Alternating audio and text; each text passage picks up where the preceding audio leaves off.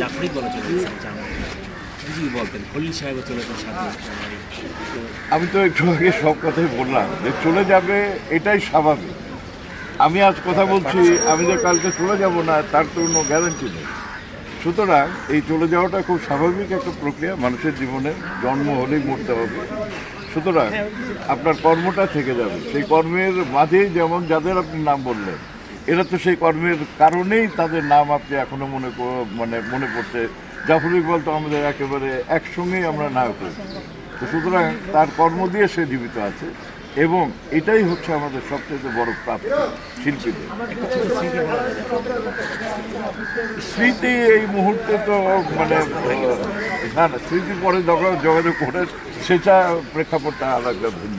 আচ্ছা, এই আমরা যেটা একটা একটা খবর একটু শুনছি আসলে এটা আসলে আমি আঘাত ছিল পাওয়া গেছে বলছে যারা এটা আমি যেহেতু জানি না, যেটা জানি না আমি সেটার উপরে মন্তব্য করবো না।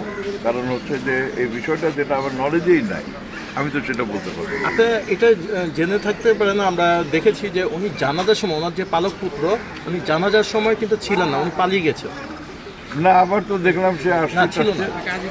তো যাই হোক, এটা বিষয়টা যেহেতু আমি জানি না, সুতরাং আমি মনে করি যে এই বিষয়টা আমার মন্তব্য করা, খোঁজাখুঁজি করা হয়েছে, পাওয়া যায় সেটা আপনারা আপনাদের বইতে দেখেন। তারপরে তার যারা আত্মীয় স্বজন আছে কিংবা ফিল্ম ইন্ডাস্ট্রি যারা নেতৃত্ব এখন দিচ্ছে, শিল্পী আছে, পরিচালক আছে, সমিতি আছে, এটা সি টু ইট।